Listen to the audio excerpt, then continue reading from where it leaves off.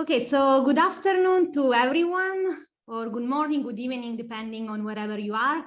And welcome to the 15th lecture of this course, the 3 strands in modern cryptography. So first of all, I want to thank you for attending this lecture. So I'm very happy you are here with us today. And let me introduce myself. My name is Annamaria Iezzi, and I am a researcher at the Università degli Studi di Napoli Federico II. And today I'm going to tell you a little bit about identity-based encryption. And you will see that this lecture is an application on some mathematical tools that maybe you had the chance to see yesterday with Professor Laura Capuano. So identity-based encryption is in the context of public key cryptography, more precisely of public key encryption. So we are going to start from there. Later, we will see the main idea behind identity-based encryption, and we will have a look to two protocols, which are the Boneh-Franklin IBE and the Fuzzy IBE. Here, of course, IBE stands for identity-based encryption. And you will need a couple of prerequisites from the previous lecture, and I'm very happy because Professor Laura Capuano did a very good job in order to explain tools and objects from mathematics, which are very complex and yes, not real at all. So in particular, you will need to know what is an elliptic curve over a finite field and some of its properties, but we're going to recall many of them. And you need to know what is the veil pairing, or at least the main idea behind it. But let's start by reviewing the what happens in public key encryption. So here we have Alice and Bob that want to communicate securely over a public channel, the internet, for instance. And in particular, we are in the situation where Alice wants to send a message to Bob. So I recall that in public key encryption for each user, we have a pair of keys, one public, one private. Here, rather than key generation center, I wanted just to write key generation. Sorry for that. And the public key is made public on a public key directory, while the private key is kept secret by the user. So now, if Alice wants to send this message to Bob in a way that no one else can read the message, she takes actually the public key corresponding to Bob, and with this key, she encrypts the message, so she gets a ciphertext. Then she sends the ciphertext over the public channel, and when Bob receives it, he can use the private key in order to decrypt the message and to get the original message. But now, what happens if we have several users? So imagine that in addition of Alice and Bob, we have Diego, Elena, Marco, and Vanessa. Well, in this case, as we said before, for each user, we will have a pair of keys, one private and one public. And all the public keys will be stored on a public key directory, while all the private keys are kept private but by each own user. And now again, imagine that Diego wants to send a message to Vanessa, so he will take the public key corresponding to Vanessa. With that key, he will encrypt the message, and then Vanessa, with her private key, can decrypt the ciphertext. And in most, let's say, protocols of public key encryption, it happens that this private key and this public key are generated at the same time. So let's see now what happens instead in identity-based encryption. So in 1984, Shamir introduced this idea of a public key encryption scheme where the public key can be any arbitrary string. And here, for instance, we are thinking to an email address, a combination of name, street address, telephone number, anyway, to anything that uniquely identifies the user. So for instance, in the same situation as before, Alice, in order to encrypt her message, she can take just the email address of Bob, bob@company.com, and then we will see how from there Bob can decrypt the message. So just for information, for us, an identity here will be just a string of 0 and 1s. So now let's see how does a protocol identity-based encryption work? So we are in exactly the same situation with Alice and Bob that want to send a message to each other. So here Alice in particular wants to send a message to Bob. So as we said, Alice needs here to take the identity of Bob. We said again the email address. With this email address, in some way, she encrypts the message and she gets a ciphertext. Then she sends this ciphertext to Bob. And Bob, when he can decide when he wants to decrypt it. At that time, what he has to do? With his identity, he has to authenticate, and a private key generator will return to him the corresponding private key, the key corresponding to that identity. And with that private key, he can decrypt the message and get the original message. You can see here really that this generation of public and private key does not happen at the same time as it happens in many other protocols. Let's see now what are the advantages and the downsides of an identity-based encryption scheme. So first of all, for the reason I just said, there is no need of a public key distribution infrastructure because these public keys are just well-known identifiers, so for instance, email addresses.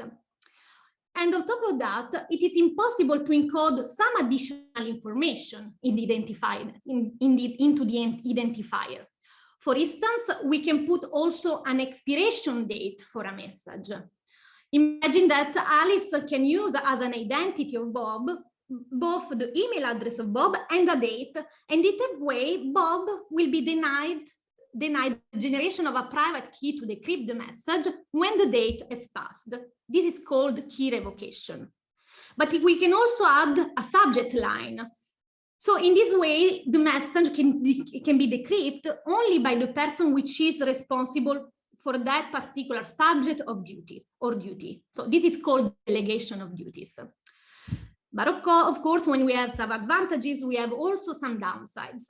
And here, the main downside is that if the private key generator is compromised, then all the messages which are protected by the private keys are also compromised.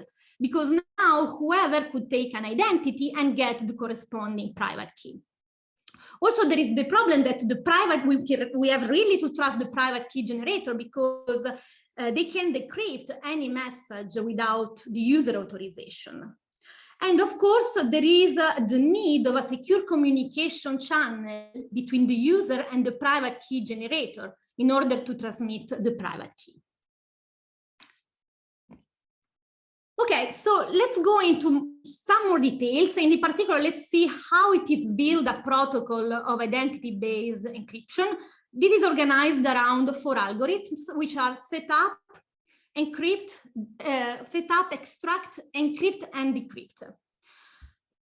So in the setup, what we do, we take as an input a security parameter, and we output the system parameters and what is called a master key. Then we have the algorithm extract. So here is where a person, by using his identity, a user by using his identity, their identity can generate the corresponding private key. So this will take as an input the system parameters, the master key, the identity, and we will return, get the corresponding private key to that identity. Then we have the encrypt algorithm, which takes as an input system parameter, the identity and a message. And this is how, for instance, before Alice would get the ciphertext corresponding to her message. And finally, we have the decrypt algorithm, which takes, again, the system parameters, the ciphertext, and the private key, and which returns the corresponding message. Of course, we want that these encrypting and decrypting functions are inverse of each other. Okay, Boneh-Franklin, the Boneh-Franklin protocol is considered the first fully functional identity-based encryption scheme. And this is based on the concept of pairing. This is something that you saw yesterday. So we're now going to, you saw it in the most general case, so we're going to apply it in a specific case. So you will see something which probably sounds different. So we're going to work with a pairing which is between two finite abelian groups, G1 and G2 of prime order Q. Here I want to highlight that I put finite abelian in parentheses because, of course, these groups being of prime order, they're going to be cyclic. And so they're going to be automatically finite and abelian. And I want to highlight that we're going to consider G1 in additive notation, while G2 with multiplicative notation. So here I recall what is a pairing. This is a map. So in our case, we're going to consider a map between the direct product of G1 by itself and the group G2. And we require that this map has the following properties. So again, these properties with some slightly different from yesterday, but this is just because we are going to apply them in the context of two cyclic groups. So the first one, we require that the map is bilinear. This means that for any couple of points P and Q in the group G1 and any couple of integers A and B, the pairing of A times P and B times Q is equal to the pairing of P and Q raised to the power of AB. Recall, G1 is in additive notation and G2 is multiplicative notation. And then it is non-degenerate. This means that this map does not send all the pairs in G1 times G1 into the identity of G2. And finally, it is, for computational reasons, we want that it is computable, which means that there is an efficient algorithm to compute the pairing of two elements of G1 for any choice of these two elements. Okay, so let's see now how this pairing will actually how we can actually build an identity-based encryption scheme from the concept of pairing. And here we're going to describe this one, which is called basic ident, which is, I think, the basic protocol described by Boneh-Franklin in their paper. So recall, we're going to describe the four algorithms. This is going to be a little bit technical, and I do not pretend that you will follow everything at this stage, but maybe, you know, you can watch again the video or see the slides, and you can fix better your ideas. But we are going just to see it, how this works. So first of all, we have the setup. The setup, so remember, we are going to, so this takes an input security parameter, and this will return, this will output the system parameters and the master key. Yes. So in the first step, here we generate a prime Q. We generate two groups, G1 and G2 of order Q. We consider an admissible pairing between G1 times G1 and G2, and we choose a random generator P of G1. Recall that G1 is cyclic. Then here we take a random element in ZQ star, so ZQ minus 0, and we set P public to be equal to S times P. So this is going to be, you will see at the end, the master key.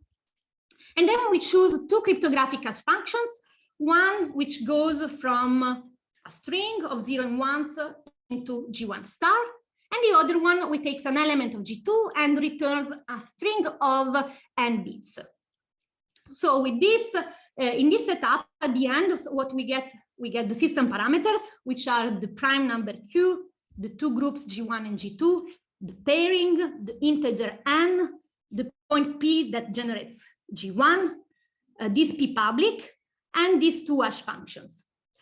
S will be our master key.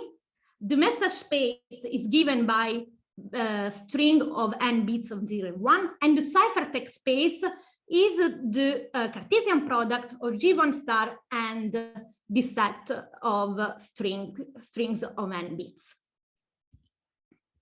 Okay, I put everything here just to keep there under your eyes, and now we're going to describe the other three algorithms, so extract, encrypt, and decrypt. So recall, here in the extract, we want to generate a private key from the identity, and we take as input the system parameters, the master key, and the identity. So what we do, we compute the hash value of the identity, which we denote QID.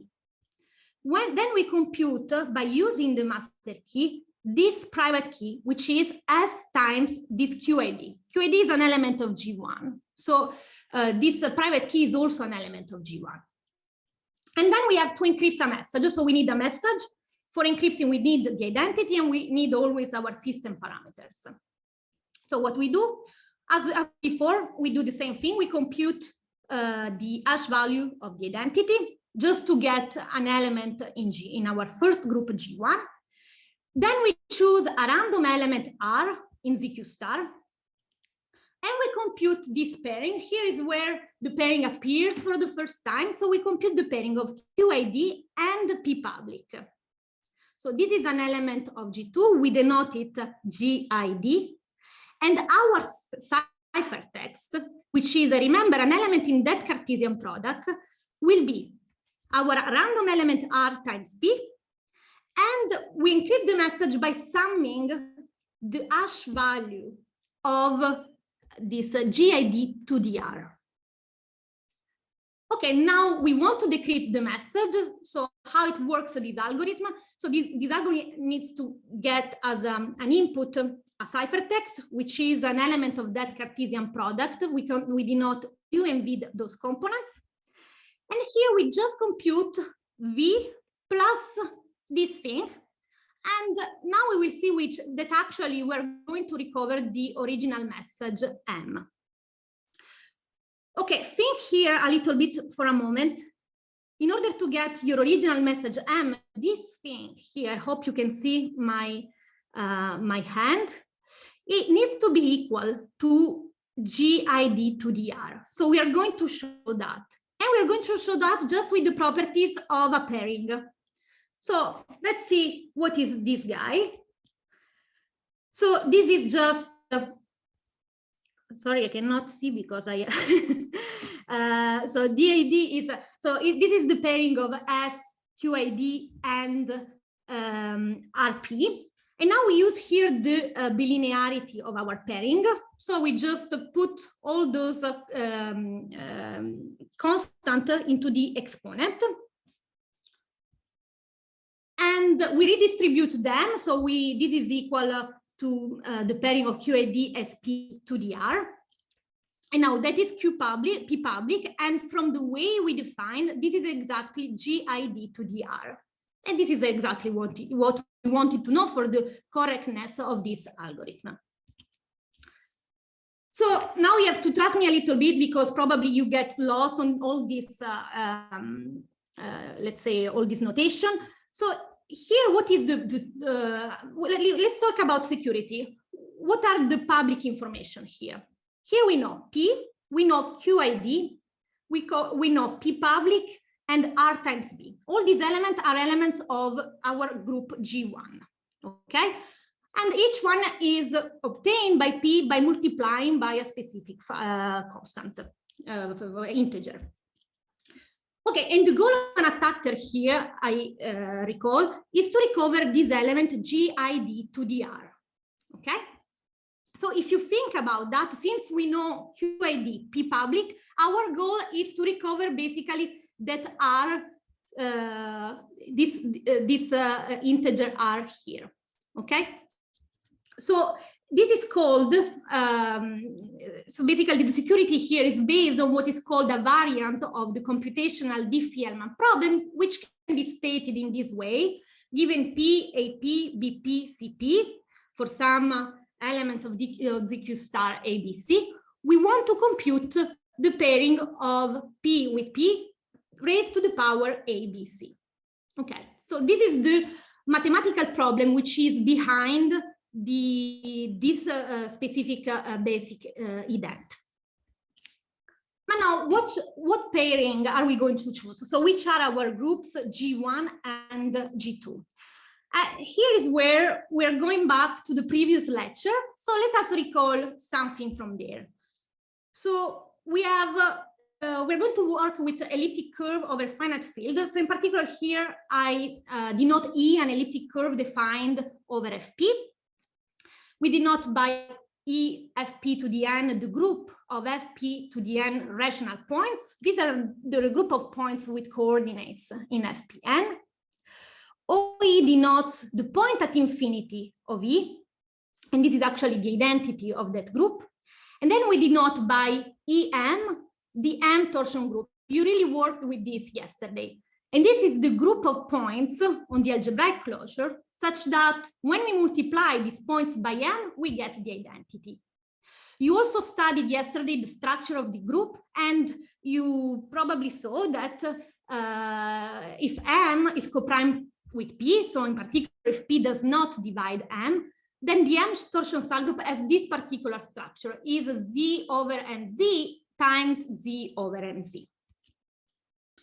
Okay, now let's take M an integer which is prime to P, and let us denote by T what you called yesterday the embedding degree of the M torsion subgroup. And this is, I recall, the minimum positive integer such that the M torsion subgroup is contained in the group of rational points. So the Weil pairing is a mapping from the direct product of EMs times EM and the group of unity of FPT star. Actually, you said here something more precisely, but basically this is the map that we are considering here. And we saw yesterday how to compute that map. We're not interested here now on the computation. You saw that yesterday. What we're going to see now is a specific, a concrete instantiation of this identity-based encryption system. So we will actually use a specific elliptic curve to build it. So let's take here a prime number P such that P is congruent to 2 modulo 3. And let us take Q a prime such that Q divides P plus 1. And now we take the supersingular elliptic curve, which which corresponds to the equation y squared equal x squared plus 1 over f. You saw an example of that yesterday. You saw the example with P, if I'm not wrong, with P equal 11 and Q equal 3. And you computed something with that. So this curve has some very specific properties. The group of points is of order P plus 1. And since Q is coprime with P, we have the Q torsion subgroup is isomorphic to that. And the very specific properties of this curve is that, and more specific of curve chosen in some similar way, is that this torsion subgroup is contained in FP squared. So in particular, actually, I think in this case it is exactly equal. So the embedding degree is equal to 2. Now let's take a point, a rational points over FQ of order Q. These exists from the way we build this curve. And we set G1 to be equal to the group generated by this point and G2 to be equal to the subgroup of FP squared star of order Q. Now, we know that since one of the properties is that when we compute the pairing of P with itself, in this case, because actually this is if we take a point in rational points here over FP, it is at M torsion it is in the M torsion subgroup. Then we get that for every couple of points in G1, the pairing is trivial, and we do not like that. So we want to get a non-degenerate map. And in order to that, we define what is called a modified Weil pairing. So now instead of taking the pairing of QAR, we take the pairing of Q and some transformed point that we obtain from R. And now I'm not going into technical details, but this this transformation is an automorphism of V of a specific forms, which allows us to get a non-degenerate map. Okay, what I said right now, ends this first part of the Boneh-Franklin protocol. And now let's see what happens when, an identity is a biometric identity. For instance, an iris scan, a face recognition, or a fingerprint.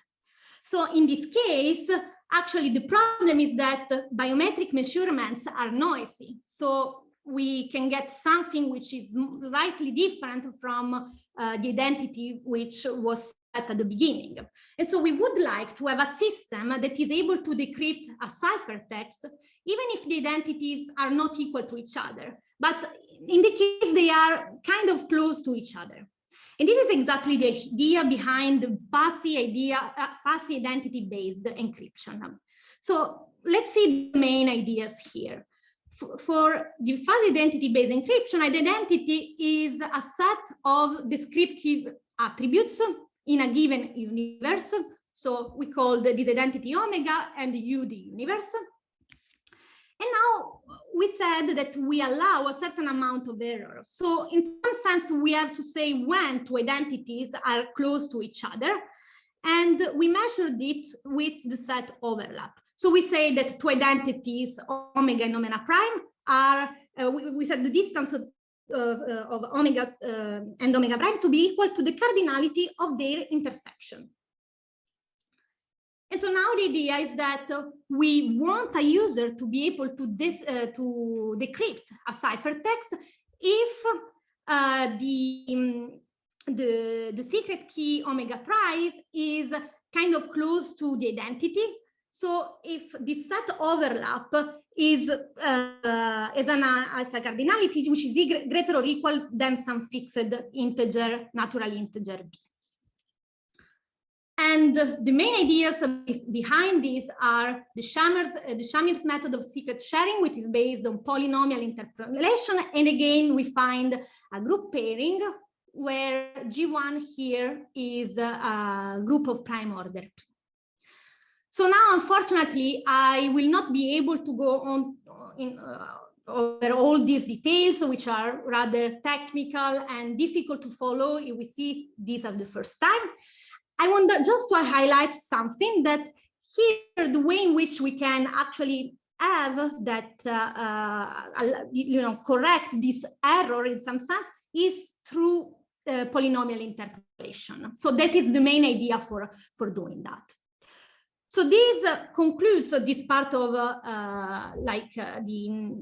about the identity-based encryption. But let's see now, as a last slide, some application of this fuzzy IBE to the attribute-based encryption.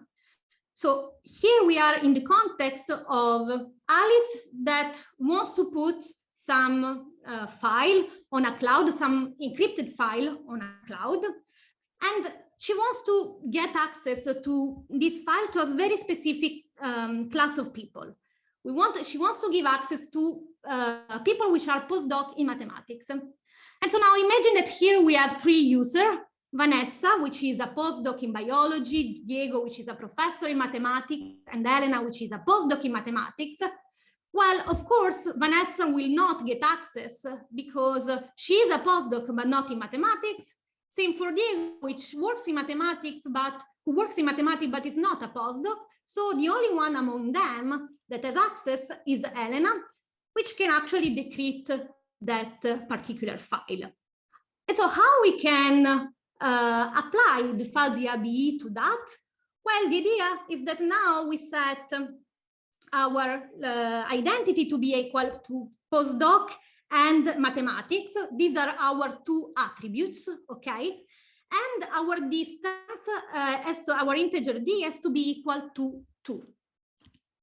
And so now Elena, which is an identity, Elena postdoc in mathematics, well, she now is able to decrypt the message, since when we can compute the intersection between her identity and this omega prime, we get a cardinality of 2, which is greater or equal to the integer that we fixed at the beginning.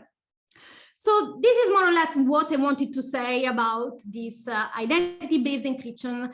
And I hope that you get a flavor of this and the main ideas behind that, even though the details are always more complicated. And I leave you here with some references. So the talk was really built around these three papers, which I put here in chronological order. So the Shamir paper, which introduced the idea of identity-based encryption, the Boneh-Franklin first fully functional IBE, and the paper of Sahai Waters of this fuzzy identity-based encryption. So I hope that you enjoyed the lecture. So I thank you very much for the attention. And of course, I'm here if you have any specific question. So